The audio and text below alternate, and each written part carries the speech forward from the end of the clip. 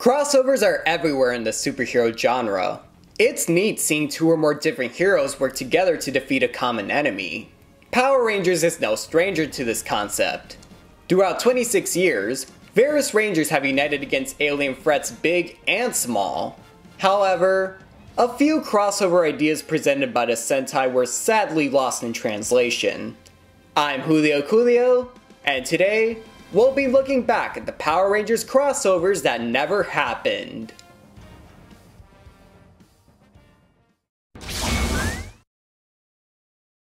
The Disney era had some of the best crossovers in Power Rangers history. The production crew took inspiration from the Sentai Versus movies while creating their own stories. However, the team-up suddenly stopped after S.P.D's Wormhole. Disney later made Once a Ranger, but the traditional crossovers between the current and previous teams disappeared. While Disney overlooked tons of possible team-ups, I'm most intrigued of how they didn't adapt Magi Ranger vs. Deca Ranger. In America, this would have been an S.P.D and Mystic Force crossover. This episode could have been interesting, as it involves two teams who are thematically polar opposites. Mystic Force is about fantasy and magic, while S.P.D is known for being futuristic and high-tech. Additionally, some of S.P.D's cast members went on to portray characters in Mystic Force. There's sadly no official statement as to why an episode like this didn't happen. The chances seemed perfect. But hey, at least we got that Piggy cameo. I'm all alone. Oh. Sure, in another 20 years, this place will be crawling with aliens. When Saban Brands adapted Shinkenger into Power Rangers Samurai in 2011, it was rumored they also acquired the episodes featuring Kamen Rider Decade. A few months later, they trademarked Power Rider as a Kamen Rider adaptation. While it was never stated which rider would be adapted, many people immediately pointed to Decade. It seemed that Saban was trying to revive the Ameritoku craze of the 90s, and what better way than to have a new hero team up with the Power Rangers?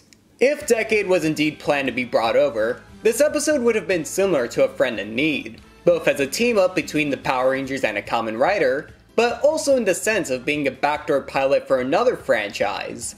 Perhaps this could have been an hour-long event, similar to Clash of the Red Rangers. The titular Power Rider might have even been connected to Masked Rider, Saban's 1995 adaptation of Kamen Rider Black RX.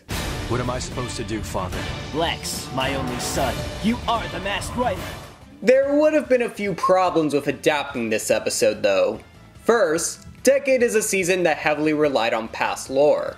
However, Masked Rider didn't shy away from featuring the Showa Riders in the episode Invasion of Leewood. Second, in the crossover, the Riders DN summons to fight Shinken Gold came from Kamen Rider Ryuki. Ryuki was adapted by Adness Entertainment 2 years earlier into Kamen Rider Dragon Knight. As I said earlier, the possible adaptation of this episode was just a rumor. Development on Power Rider was pushed back until it was finally abandoned in 2014. This episode probably wasn't going to happen given what we know now, but it would have been neat to see both Power Rangers and an American Kamen Rider franchise be revived simultaneously. I don't think it needs to be said how awful of a season Megaforce is. The writers are forced to cram together two different Sentai seasons, and wasted the opportunity Gokaiger presented to bring back guest stars. One of these was a Hurricaneger tribute, which, if adapted, would have seen the Super Mega Rangers fight alongside the Ninja Storm Wind Rangers. A lot of people are baffled by why this team-up never came to be. Paul Magasiva and Sally Martin, the actors of the Red and Blue Wind Rangers respectively, are both New Zealand natives. Both stars were filming the show Shortland Street, and its studio was located next to the production of Power Rangers. What makes this opportunity even more painful is the unfortunate passing of Paul earlier this year. This team-up could have been something special. Unlike the other cameos in Gokaiger, this one involved the past team suiting up rather than just giving advice. Sadly though, now there will never be a true Ninja Storm reunion, and Megaforce wasted that.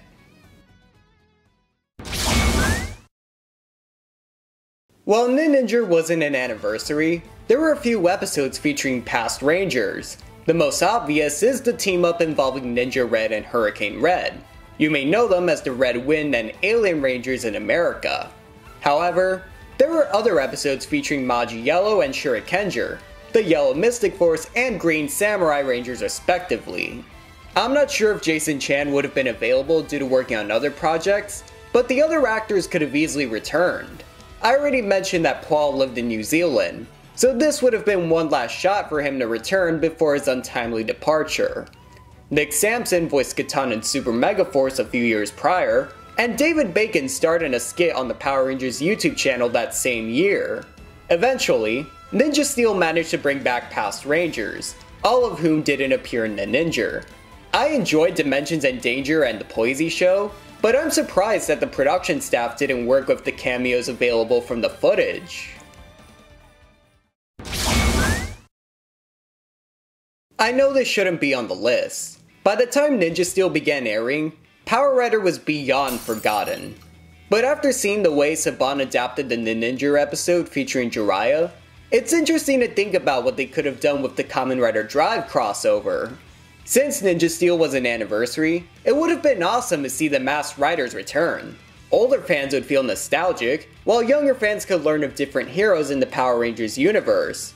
As I mentioned with the rumored Power Rider episode, Kamen Riders Drive and Mach could have been explained as successors of Dex.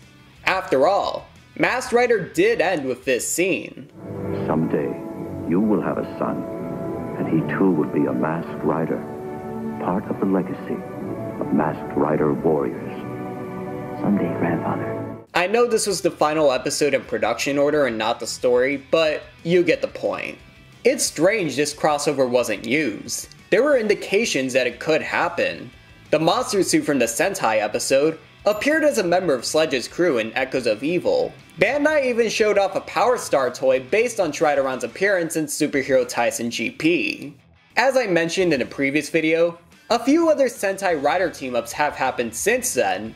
With the rights of Power Rangers and various other Saban properties, perhaps Hasbro will bring back Masked Rider one day. Still, seeing a Masked Rider team up with the Ninja Steel Rangers would have been a blast from the past.